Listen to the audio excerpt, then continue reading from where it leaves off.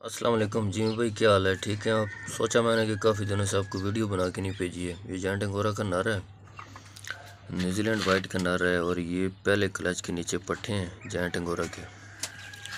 और ये giant angora और इंग्लिश अंगोरा के मिक्स बच्चे हैं, 12-13 हैं एक ही पिंजरे में।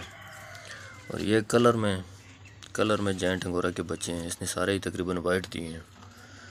और ये आगे फार्म की लोकेशन है। जायंट अंगोरा है, नर हैं उनके, और जितनी जायंट अंगोरा आगे पड़ी हुई हैं वो सब प्रेग्नेंट भी हैं। इंग्लिश अंगोरा है, और एक और जायंट अंगोरा है जिसके बच्चे तकरीबन 4-5 दिन तक जो है मैंने वो भी अलग करने हैं।